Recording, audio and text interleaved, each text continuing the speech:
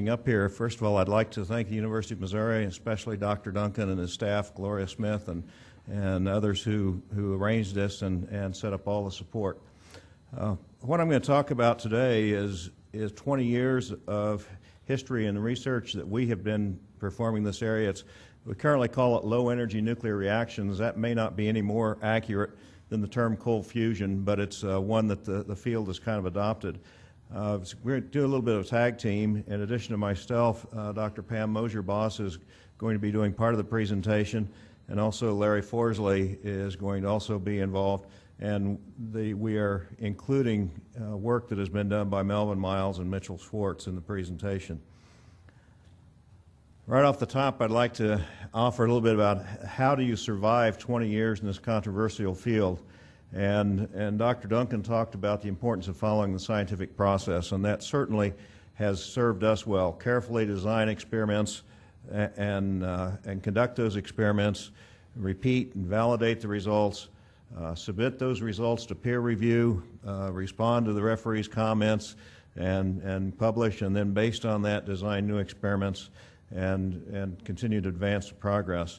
By doing this, we've essentially been hiding in plain sight. We have 23 peer-reviewed papers and 2 articles in New Scientist, plus National Public Radio did a feature on our work, numerous web-based articles, and most recently the Discovery Channel Brink did an article on us.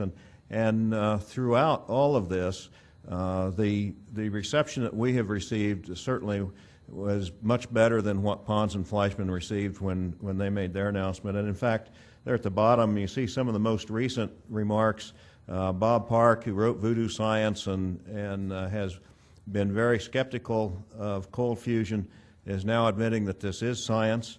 Johann Frenge from MIT, who's in the hot fusion group there, after looking at our results that were presented at the ACS meeting in March, in a quote in a New Scientist article, said the data and their analysis seems to suggest that energetic neutrons are being produced. And your very own Rob Duncan said this is not pariah science anymore. So anyhow, a lot of things have changed in the last 20 years. Going back 20 years ago, here was the situation in March of '89.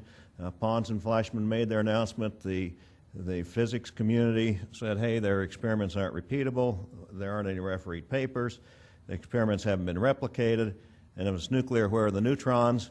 These are probably some of the politer comments made. For those of you who were around then, comments, if this is really nuclear, we don't need a calorimeter to determine that it's nuclear. If it's really nuclear, where are the dead graduate students? There were several comments like that.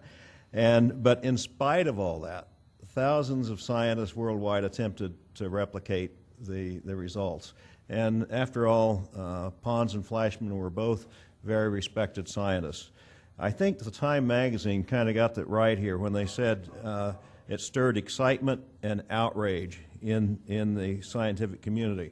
And I probably don't need to tell you this, you probably know it, but just to remind you a little bit, why some of the controversy between the chemistry and the physics community, and it's shown here. Chemical reactions typically liberate less than 5 electron volts per atom. Nuclear reactions are millions of times more energy per atom than chemicals. So when you had chemists standing up saying we're seeing 30% excess energy, it just how do you get there? It was just too far of a bridge to cross to get up to nuclear reactions, particularly with the other problems that they have. A lot of people went into the labs to try and do these experiments, as I indicated. And the Fleischmann-Pons approach is shown here on the left. A lot of things, we kind of think we understand why some of them failed. For one, was they may not have had the palladium rod completely submerged, and what would happen is the deuterium would load in the solution and then diffuse up and diffuse out into the atmosphere, so you never did achieve the loading in the palladium. The history of the palladium was unknown. In a lot of cases, a lot of universities, you found a chunk of palladium, you decided, well, let's use this without any knowledge of what was the real condition of that palladium.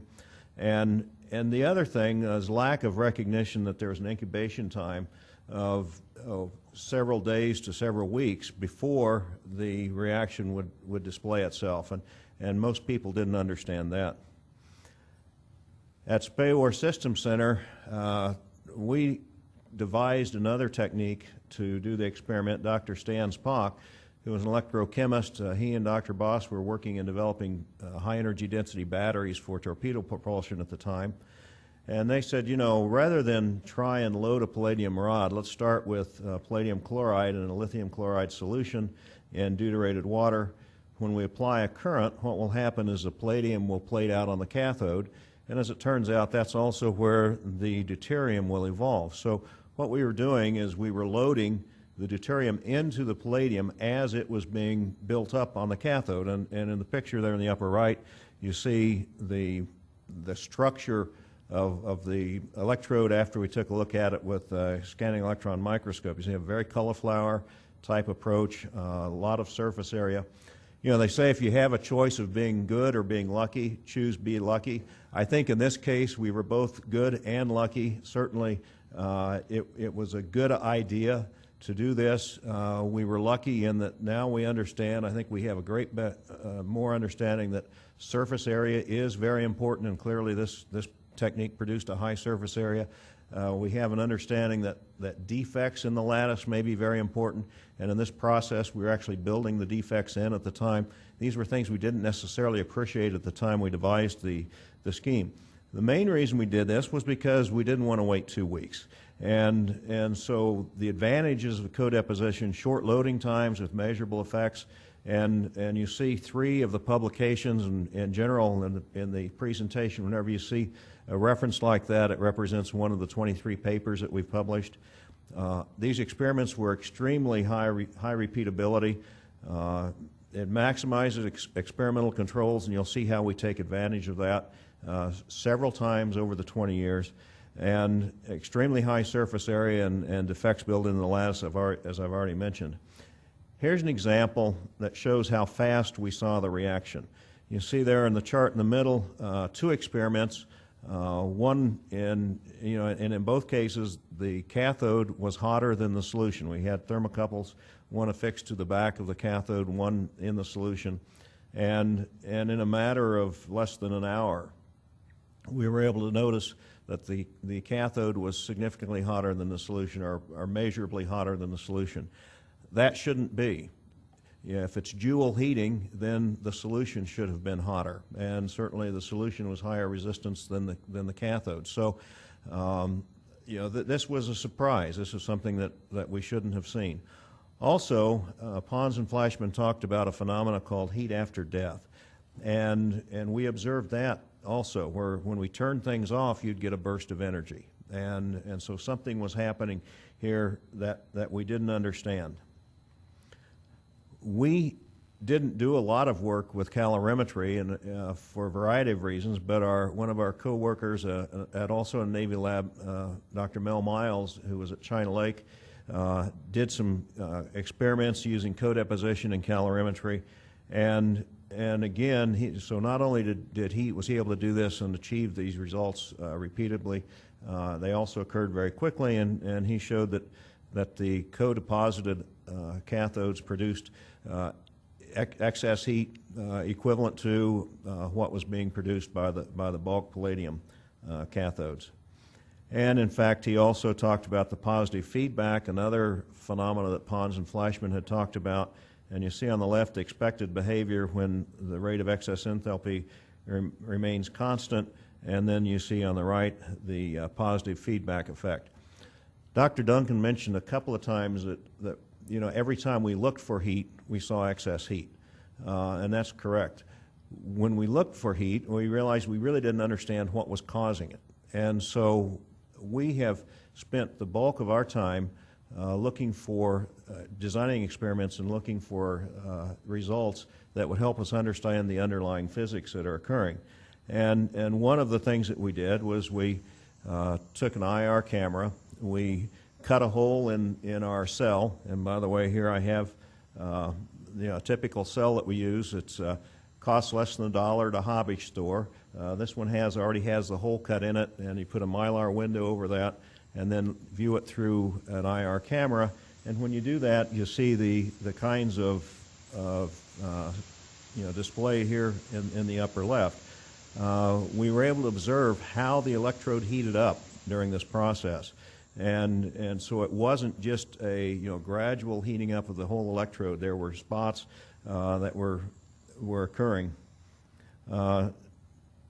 Dave Nagel retired from the Naval Research Lab and now at George Washington University, who is also here today and I think going to be one of the speakers, did some calculations based on the size of the pixel size of these spots as they were, the flashes, looking at the energy being conducted away, and determined the bottom line was that the hotspots must be due to nuclear energy release.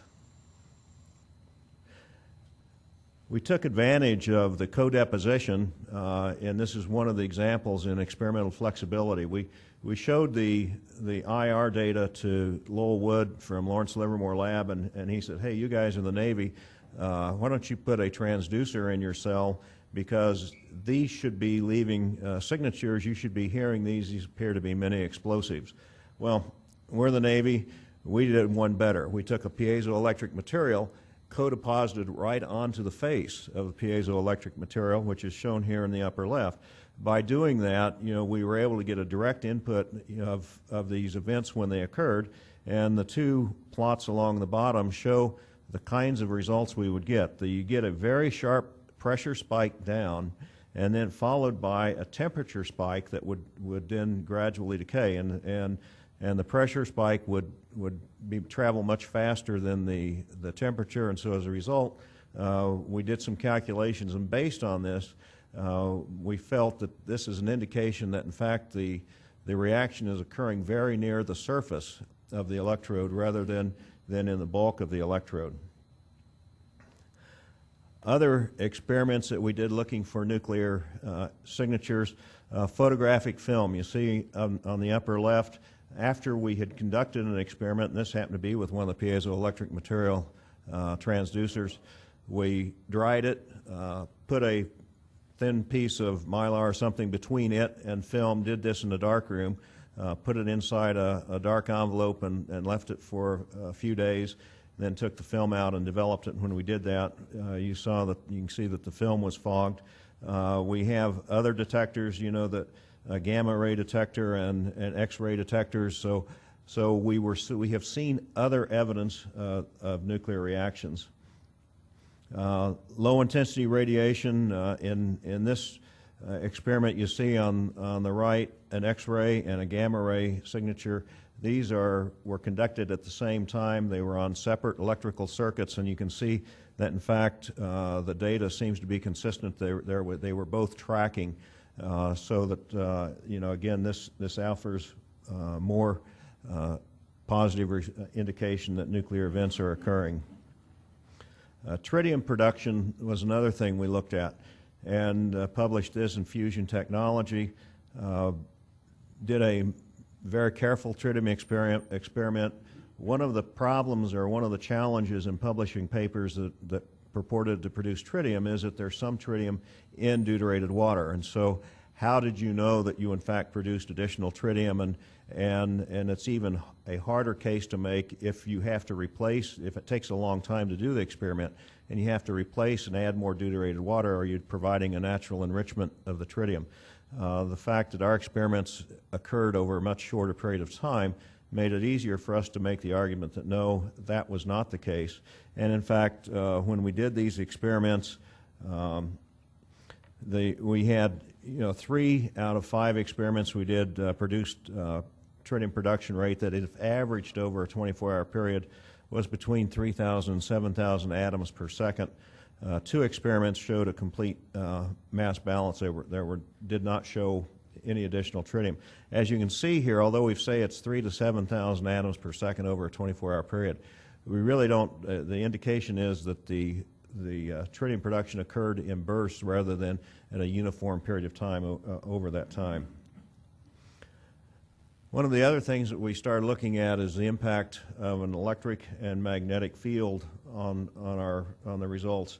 And in the cell on the left, you see we have 2 permanent magnets there, and just, they're strong enough that they hold themselves to the cell. In the cell on the right, we just taped, literally with Scotch tape, a couple of copper foil strips that were attached to a regulated high voltage source, something that we bought at a used electronics store for $7, I think, because this is a low budget operation. And when we did that, in the top center, you recall the surface morphology that we saw when we just did the codeposition in the absence of either an electric or magnetic field.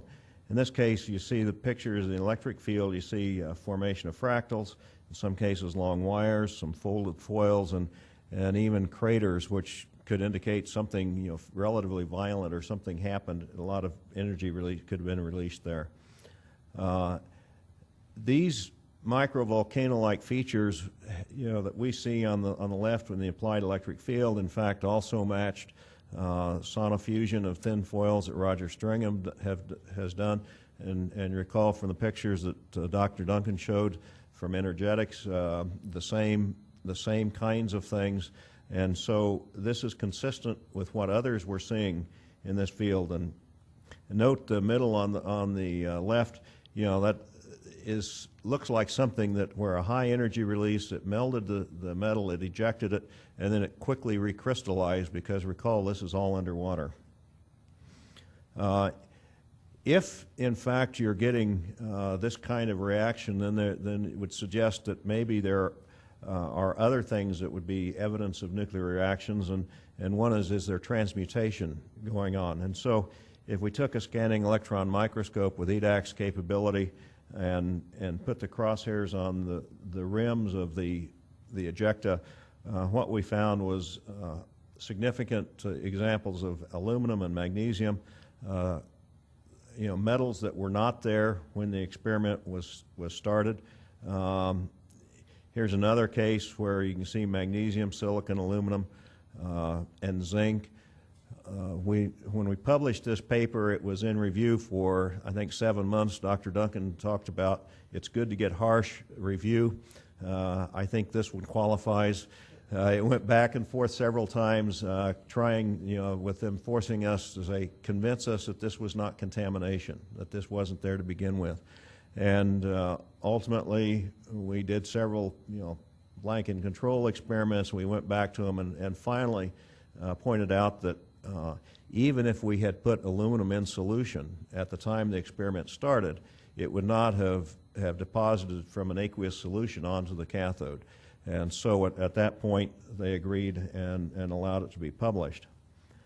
In a magnetic field, we saw similar things, except a much higher incidence of iron, as you can see here, and you can see how many of these little craters there are on the picture on the left.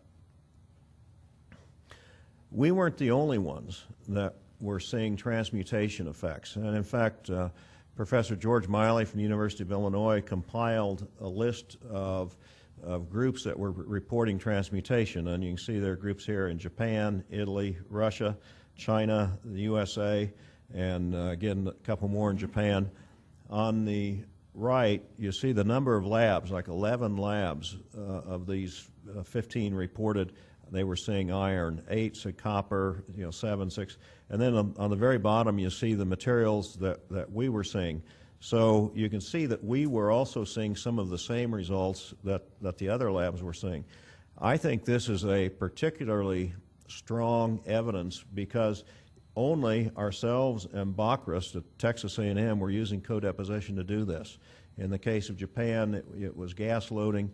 In the case of Israel, it was and they're not even on here. I don't think it's the bulk loading. So the fact that all of these experiments are producing these transmutation results is I think stronger evidence than if everyone did the same experiment and got these results, because this way no single error on the part of one or all of the various experimental groups could account for it. At this point, I'm going to turn over to Dr. Boss to talk about some of our high-energy particle work.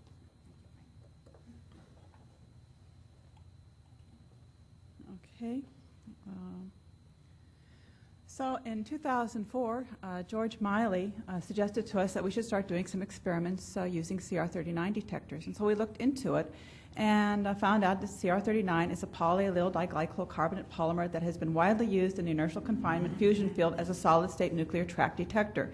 And its most common everyday use in our lives is that it's the lenses in our glasses. It's the plastic in the lenses. And what happens is when a charged particle hits this plastic, it causes an ionization trail that's more sensitive to etching than the bulk. And after the experiment, all you have to do is just dump it into your etching solution, usually 6.5 normal sodium hydroxide at 60 degrees, and etch it for 6 hours. And then you have these tracks that look like pits on the surface. And these tracks have a conical-like shape here.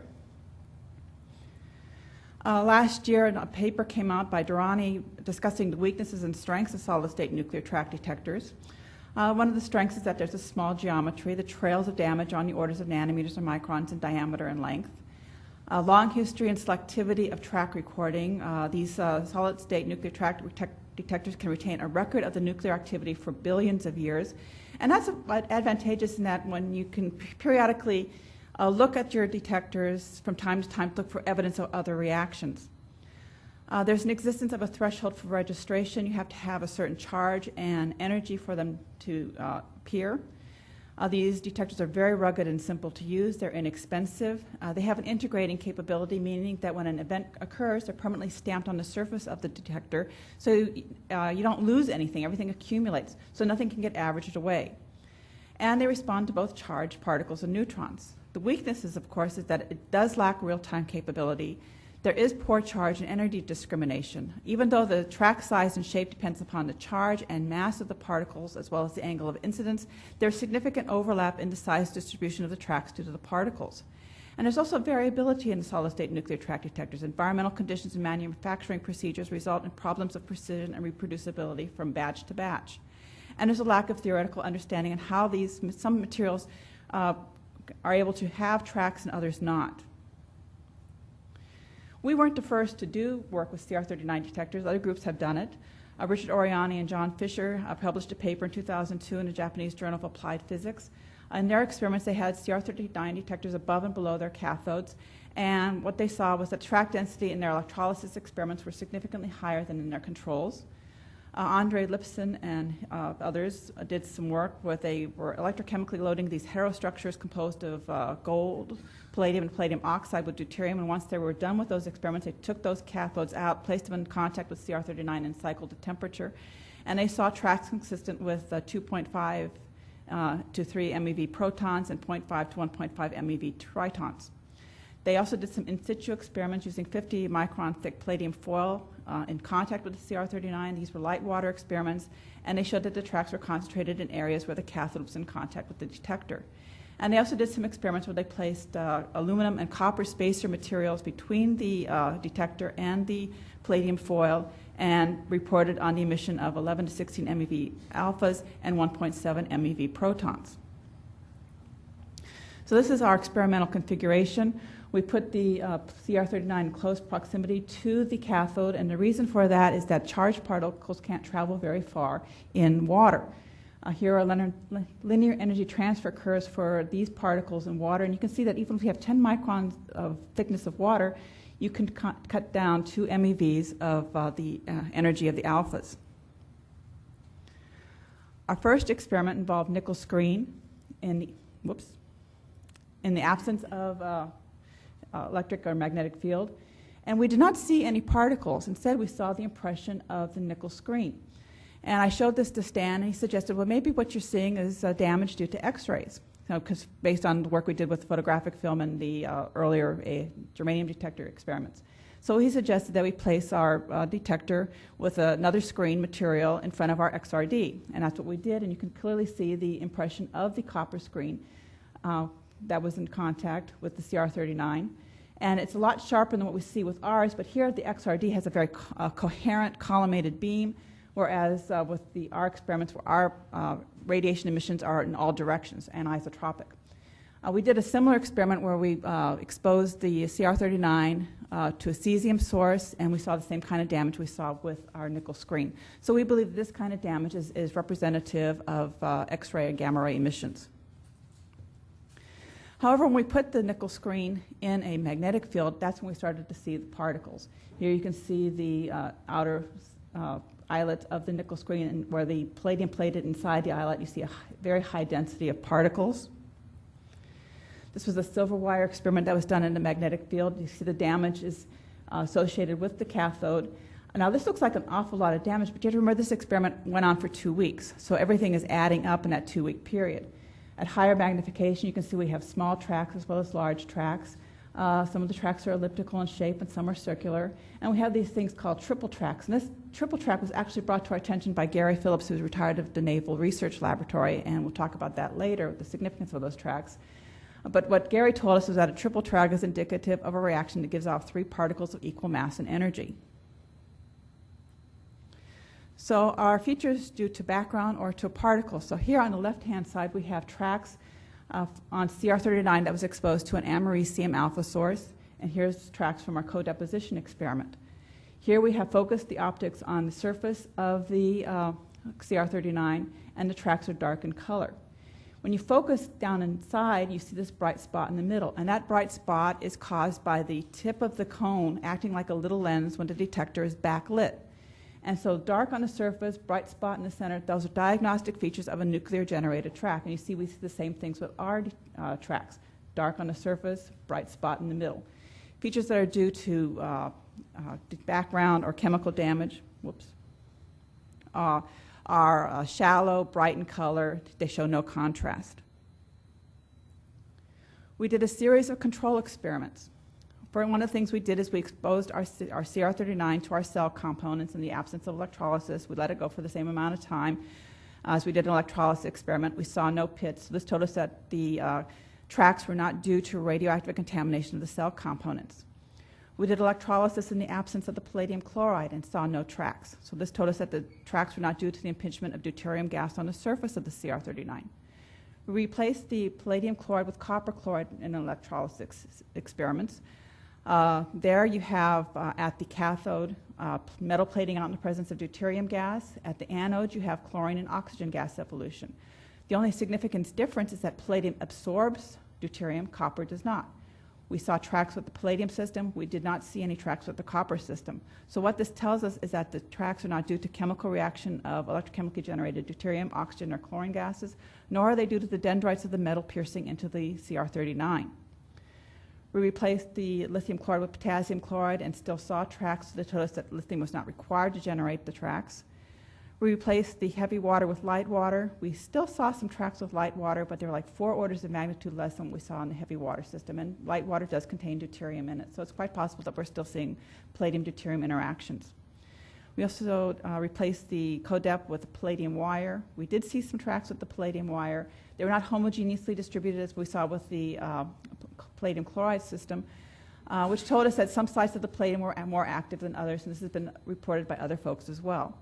And we did some experiments placing a mylar between the CR39 and a detector, and told us that the energies of the tracks were on the order of 1 MeV. And we also did some track modeling that supported those results. This is the results of the mylar experiments. Here we placed the 6-micron mylar between the cathode and the CR39 detector. So the CR39 detector is actually on the outside of the cell. The mylar will cut off 0.45 MeV protons, 0.55 MeV tritons, 1.4 MeV helium-3, and 1.45 MeV alphas.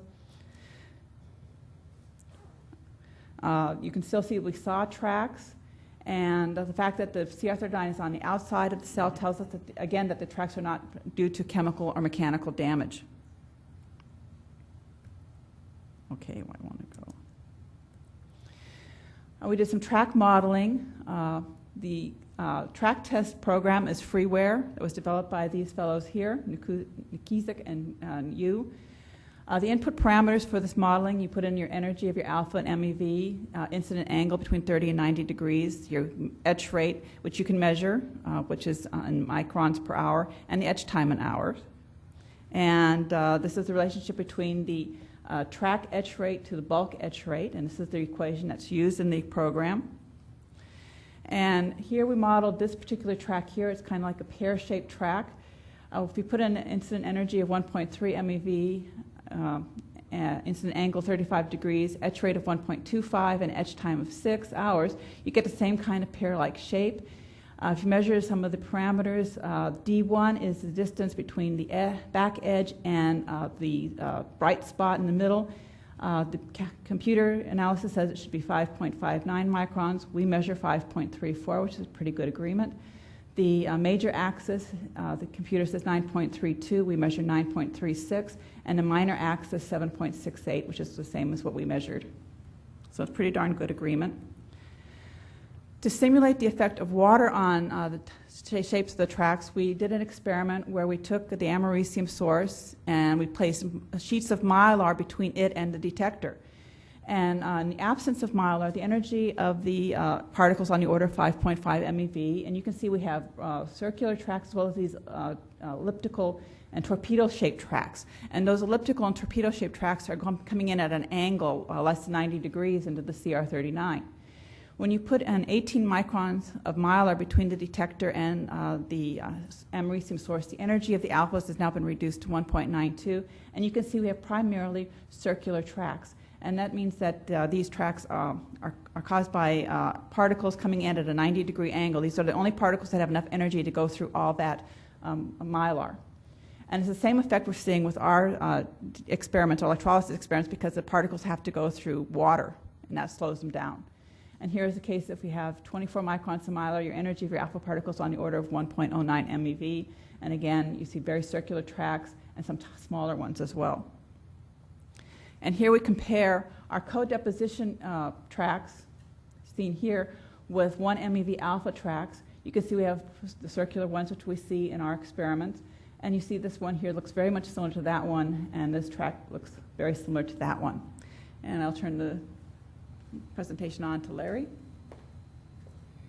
How do you advance here? That one. Okay. Sorry. You there?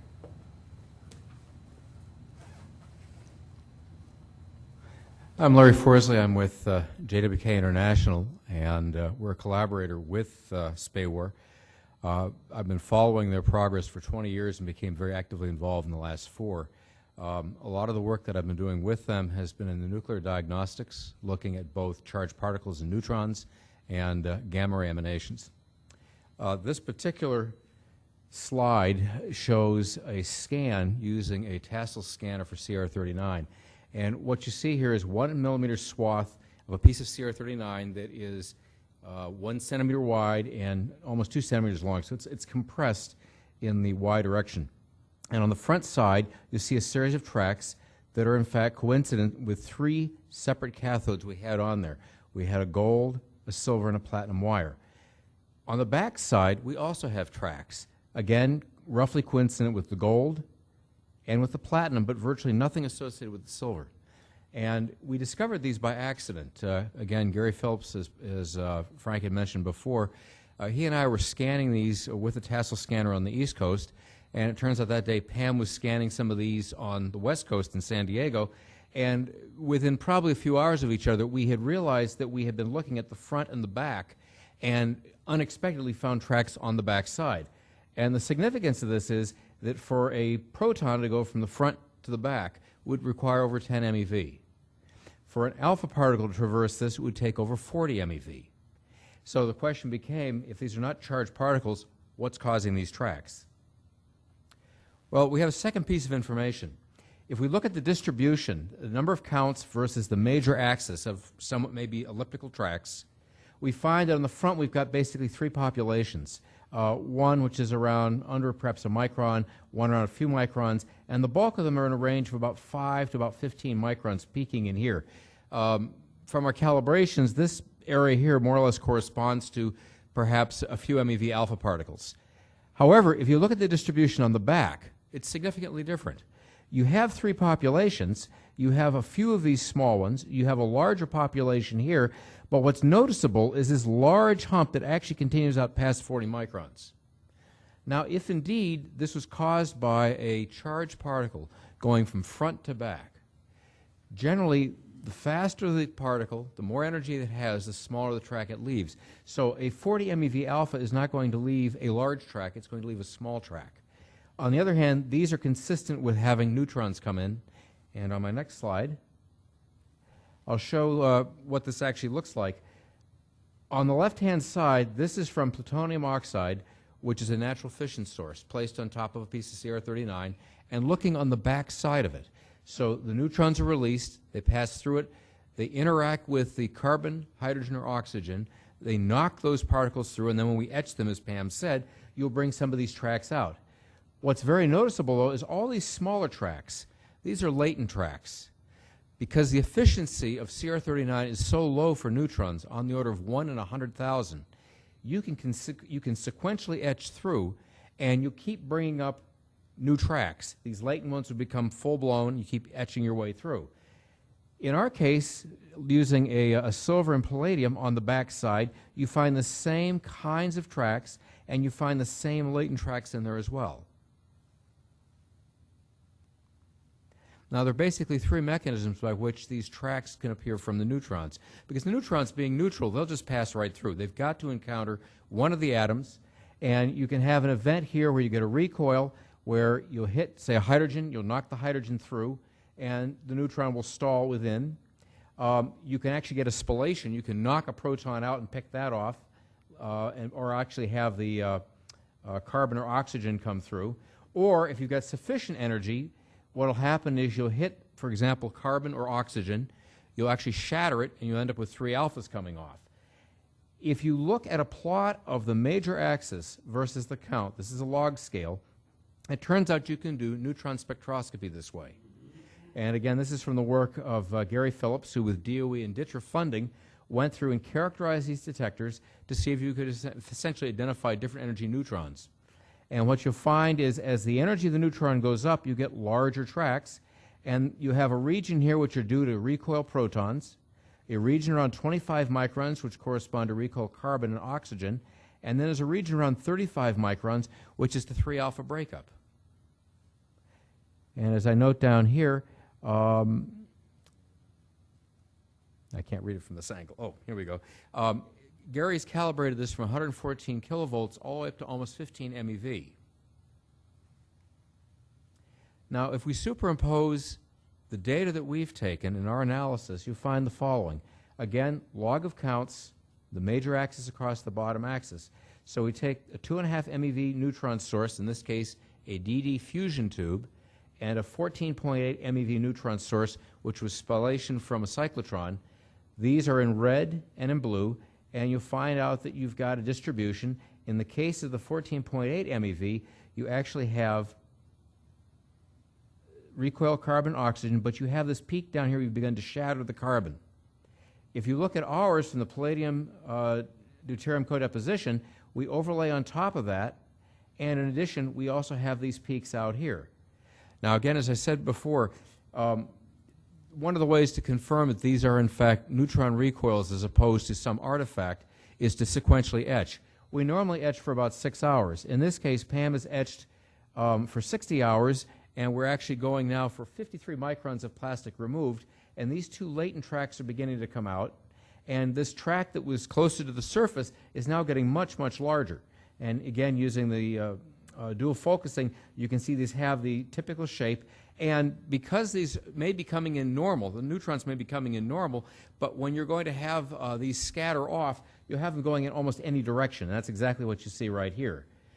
These are consistent, in fact, with the neutrons you'd find from DD and DT fusion reactions, where in the case of DD, one of the channels gives you a triton and a proton, but you have another channel where you get a 2.5 MeV neutron coming off, plus a helium-3 with under 1 MeV. You have a DT reaction, which gives you a 14 MeV neutron, bracketed between roughly 12.5 and 15.5 in the data that we've taken.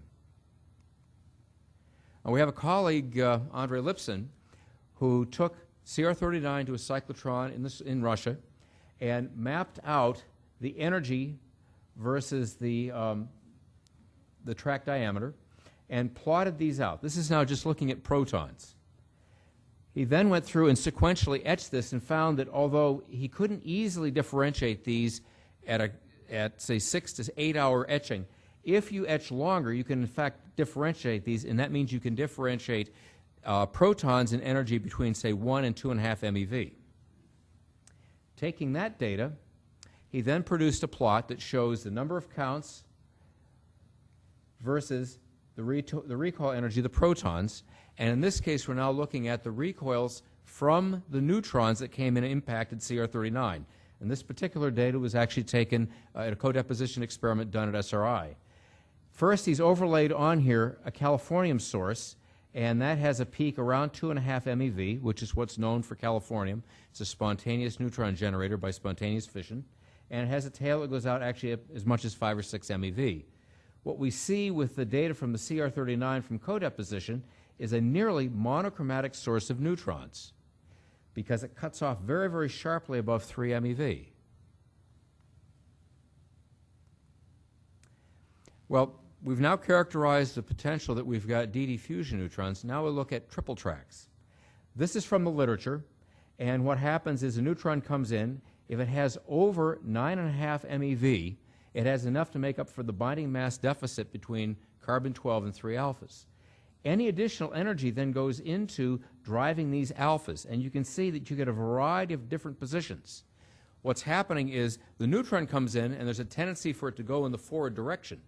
But in fact, it will go off almost isotropically. You may have one of the alphas coming back towards you as you're etching. In addition, the CR39 plane that you're etching is here. You don't know where in the CR39 the neutron's going to impact it. So the distances and the angles that you get can be very arbitrary. If you look at our data, you'll find a whole cluster of potentially charged particles and neutrons. You'll find a triple track here, and these are from 4 separate experiments run, focusing on the top surface and then focusing at both the top and down at the tip where you're getting scattering. And you can see a variety of different shapes here. A little bit closer up, you can see again, you've got the 3 alphas coming off, and this is again very, very similar to what you find in the literature. Now we can go one step further. We can now measure the distances in each of these, and if we come up with the rest mass difference, 9.6 MeV, and then we measure each of these distances and run them against the LET curve. In other words, how far an alpha of a given energy will go through CR39, we can then plot out each of these and come up with the energies of each of the alphas, and we come up with 12.33 MeV. Now this is also an underestimate, because again, I don't know what angle theta is associated with each of these axes going back into the CR39. But consistently, the work that we've done has shown these to be between 12.5 and about 15.5 MeV. Now, taking the information that we've got and the observations we've taken you saw before, these ejecta cones are almost always 50 microns across in our case. If I calculate the volume, say I have a radius of 25 microns, and again, I'll underestimate and only say the depth is 25 microns. Given the melting point and the vaporization point of palladium, what I come up with is it takes on the order of 5.8 times 10 to the minus 2 joules to vaporize this quantity of palladium. If I assume I've got DD and DT fusion reactions occurring with the normal branching ratio of 50% into each of the 2 DD channels, then I would need on the order of 30 billion fusion events to vaporize this amount of material.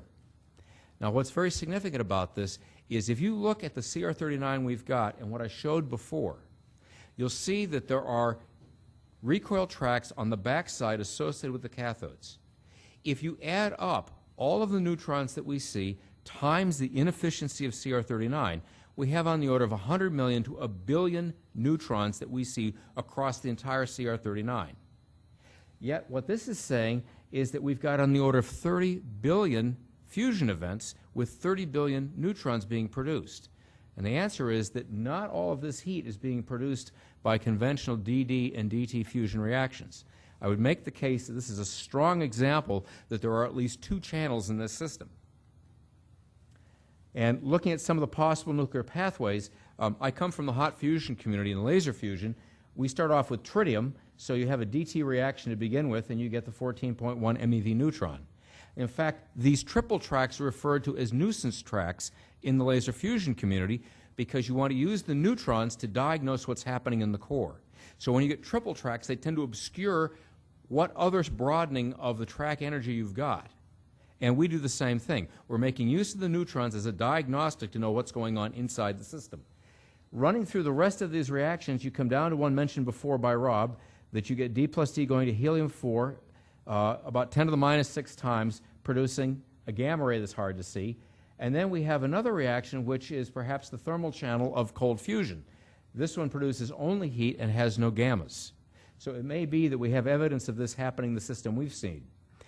In addition, there's a variety of tertiary nuclear reactions possible. If you've got energetic charged particles and neutrons, you're very likely going to get ash of some kind when these impact other things, both the charged particles and the neutrons, and in fact we've seen that in terms of the elemental transmutation.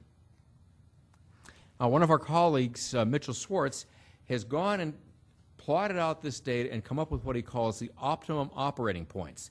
That there are points in terms of, in his case, electrical power versus the heat coming out, and for different ranges, for tritium, for heat, and for heat in the gas systems, you find that there are optimum power points to operate at.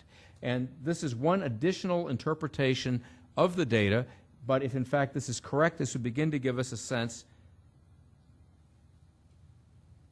there we go, would give us a sense of how to control the system. But what I'd noticed in some of our data and some of George Miley's data is there may in fact be a tendency to overshoot the optimum point, perhaps for heat or for charged particles. And at this point, I'll turn it back over to Frank.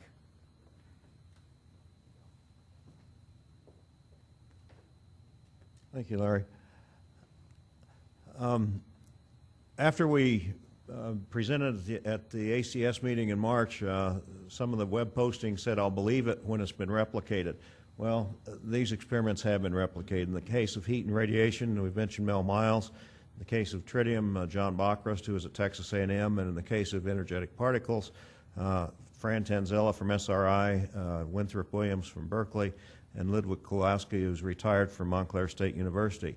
And for 3 years, 2006, 2007, 2008, the senior class, undergraduate class in the chemical engineering department at UCSD has to do a project, and groups of students there have selected these, and all 3 years they were successful in replicating the results. Mentioned 23 peer-reviewed documents. Those are comprised of 21 peer-reviewed journal articles and 2 book chapters, and you see here some of the journals we published in, and you know who else is published in some of these journals. We have a policy that we only talk about things publicly that we have published already, and so because the triple track data was published in January in Nature Wissenschaften, we were able to talk about that at the ACS meeting this past March, and that generated a lot of interest among the hot fusion and the physics community. There was a press release that the ACS produced. Local television, we were the top Yahoo News story for a few days. Drudge Report had it listed. Houston Chronicle, hundreds of newspapers picked up on the press release. The Economist did an article in a magazine. New Scientist online, Fox News online, hundreds of internet sites worldwide picked up on it. In addition, the Discovery Science Channel Brink called us and asked some questions, and they produced the following. Here's a question for you. What's hot? Messy and impossible to control. If you said Amy Winehouse, you get half a point. I was kind of thinking more along the lines of nuclear fusion, because this week, in what could, and I emphasize could, be one of the biggest breakthroughs ever, researchers from the US Navy's Space and Naval Warfare Center unveiled what they claim could be evidence of cold fusion, something that's never been done before. What's the huge deal with this? Well, fusion is what happens inside stars and thermonuclear bombs, right? When the nuclei of atoms join together. But it's really, really messy, because nuclei have the same charge, so they repel each other, just like magnets. If I want to combine these two solid magnets into a single entity, I'm going to have to add massive amounts of energy and heat, and unfortunately, the killjoys at occupational safety won't let me build a coal-fired iron smelter here in the studio. But if we could somehow unite these repelling solids in a cool, controlled, low-energy environment, then fusion could produce unlimited amounts of clean energy, which is why it's been one of the holy grails of science. 20 years ago, a couple of researchers thought they'd cracked it. It was huge news back then. What may be a tremendous scientific advance tonight in attempts to create and harness the almost limitless clean power of nuclear fusion. But that turned out to be just a false alarm. Which is it now? If it's real, it's one of the biggest breakthroughs ever. If it's not, well, at least we've still got Amy Winehouse, I guess. To sort this all out, joining me from Washington is Brink contributor, nuclear physicist and senior science advisor at the U.S. Department of Energy, Dwight Williams. Dwight, what exactly have these researchers done? Well, it's pretty simple when you think about it. They took some electrodes, some nickel or gold electrodes, put it in a solution of palladium chloride mixed with heavy water. That's actually D2O instead of H2O. They ran a current through it, and the output that they got on their CR39 detection system indicated the evidence of neutron generation. And of course, neutrons are clear evidence of fusion. What was the objective when they were starting out? Were they trying to create cold fusion?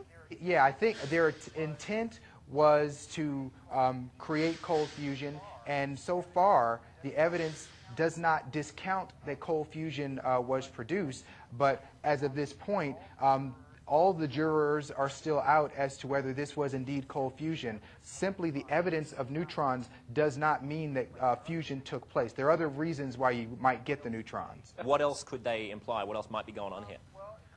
Well, it could be any number of things. Of course, as we mentioned, option A could be fusion. Option B, it could be some type of radioactive or chemical radioactive process that we don't even know about. This could be big in a discovery of that sense. Now, as I understand it, one of the big problems with cold fusion has always been that obviously nuclei don't attract. They oppose each other because they have the same charge. How are they getting around that physical problem? And is this kind of a chemical workaround to that physical problem? If this is cold fusion, then yes, it is a chemical workaround to the problem. And as of right now, no one really seems to have a firm grasp. There are lots of varying theories as to if this is indeed cold fusion, how they might be getting around this. But so far, there are lots of possibilities, but no definitive answers. Now, you're a physicist. For you, surely one of the absolutes of physics is that if there are like charges, then they repel each other. Does that make you skeptical about the idea that this is possible? Well, it doesn't make me skeptical. I would say there's enough evidence to support the findings. For example, it has been repeatable. According to the researchers, there are clear evidence of neutrons. So basically, I would say that I'm not skeptical. I'm not convinced just yet. If you go back 20 years to what ended up being a false alarm, you know, again, there are many yellow flags that came up immediately. Again, like I said, things weren't repeatable. Heat generation wasn't there. The neutrons weren't there. Normally, by this time, I would have been convinced that it's not fusion. But right now, I'm still able to be convinced. Wow. So if it is cold fusion and it can produce energy into the future, is the power that it could generate limitless and clean? Well, yeah, theoretically there's an upper limit. The upper limit would be the amount of water that there is in the ocean. Certainly. That sounds like a pretty generous upper limit to me. Yes, I mean... Once we've exhausted all of the oceans in the world, we're not going to be able to use it anymore. What's that going to be? Exactly. Yes, and again, I mean, we're talking, you know, just plain old regular seawater would be all that we would need to generate the power. In addition, it's a clean energy, it's carbon-free, and again, there are no radioactive waste products because you're just dealing with varied forms of hydrogen. So if this is cold fusion, there's no more worry about nuclear waste from nuclear power plants, there's no more worry about climate change and the greenhouse effect, we're sorted. Yes, I mean, this would be the breakthrough that the world has been waiting for. This would be the source that actually powers all of the stars, able to be run on our very own power stations in our very own homes. We wouldn't have to worry about waste products. We wouldn't have to worry about anything for this generation or the generation to come. It's amazing stuff. I'll be crossing my fingers. I guess you probably will be too. Thanks so much for your Okay, I will tell you that in the preparation of that, they did not talk to us. They called us, and we sent them some papers, and then they put that together in about 2 days, or a day and a half, actually. So the capability they have for video is certainly very good. One of the things that Rob talked about was, some of the applications, and certainly heat is one of the applications, but high energy particles also open the door to a lot of other options. For example, as of 2007, the U.S. had accumulated more than 50,000 metric tons of spent nuclear fuel rods from the reactors. It'll take several thousand years for this to decay down to where it's not hazardous. But if you have neutrons that are greater than about 2.5 MeV, then you can fission the uranium in those fuel rods and not only generate more energy out of the fuel rods, but at the same time, they will then be left as not hazardous material. And in fact, ultimately, you could use an external source of neutrons to design a fission-fusion reactor. Another application certainly is a green power source. This would certainly reduce, if not eliminate, the need to purchase foreign oil. Could eliminate use of energy as a source of conflict. In the case of California, we have a water shortage when we have the world's largest body of water, less than a few hundred yards from my office, and the only thing that's standing behind seawater and drinking water is power for desalinization, and certainly this could provide that.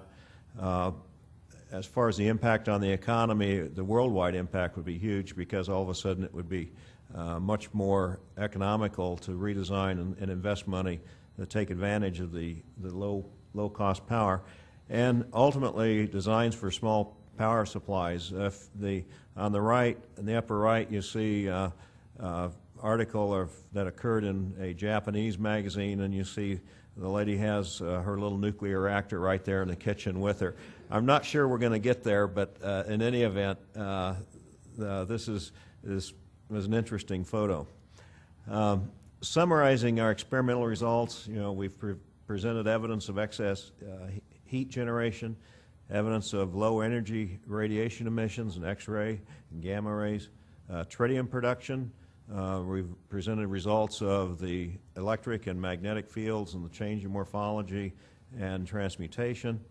We presented results using the CR39 detectors, and the fact that the energy levels that were measured in those detectors are consistent with DD and DT fusion reactions. So going back to March of 1989 and looking at where we are today, whereas there the experiments weren't repeatable, our experiments in fact are very repeatable. Where there weren't any refereed papers, there are many refereed papers now. We have 23, and colleagues in the field have also published. The experiments hadn't been replicated. Now multiple experimental replications have been performed. The question was if it's nuclear, where are the neutrons? Well, we now have compelling evidence that where there are neutrons. It doesn't match theory. Well, that's still the case. In fact, at this point, there are several theories that have been proposed, but we haven't seen any that would describe or predict all of the results that we've seen. And groups of scientists worldwide have, in fact, successfully performed experiments. So in conclusion, including production of nuclear events, including production of high-energy neutrons, can be triggered by electrochemical means, and there are lots of applications. Certainly more research is required to understand the phenomena, and new theories are evolving based on the experimental results. Next steps for us, we have not attempted to optimize the production of neutrons, and certainly if we're going to have a successful application using neutrons, then we have to be able to produce enough neutron flux over a long period of time to be useful, and that's something we need to work on. Also, continue the basic research into the underlying physics. Larry suggested multiple reaction paths, and certainly it would be nice to understand exactly what triggers each of those reaction paths so that ultimately we could choose.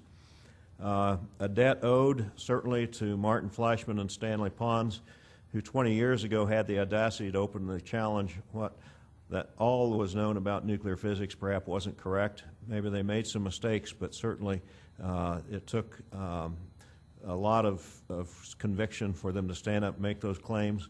As Martin noted in 2007, he and Stan Pons had talked about many methods. They had thought about codeposition, but thought it would be too hard. And so in that case, we would like to salute Stan Szpak, who pioneered the codeposition approach, because he didn't have the patience to wait for 2 weeks, and he's still impatient. I'd like to a debt ode to all of those who have continued to work in this field, even though it has been an area of research that is not necessarily career enhancing. To the SPAWAR management, who have allowed us to continue to work and publish in the field, and that's something that, again, you know, to the Navy and SPAWAR for allowing that, and certainly to your own Rob Duncan for reviewing the data for himself and reporting what he found. Let's see. Last week, Larry was in the UK and interviewed Martin Fleischmann. So hopefully we can. The status is as before. We know a lot more about the system.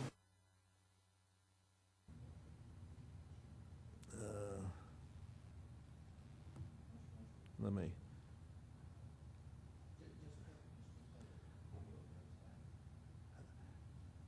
Okay. Yeah. You've seen Martin. He doesn't do a dance or anything. So if we can just get the audio up. A very interesting discussion. I think it is. The status is as before. We know a lot more about the system.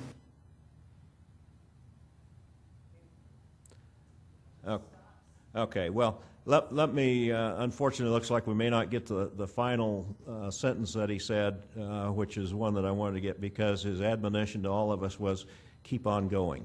So thanks to Martin. And for anyone who's worked in this area for a long time, anytime there's an article or a cartoon about cold fusion, they deliver it to you, and in this case, notice that they even personalized it for myself and Pam.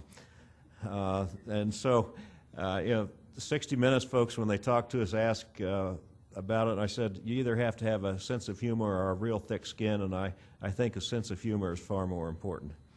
So with that, if we have time, and my colleagues will join me, and there are any questions, we'll take a shot at them.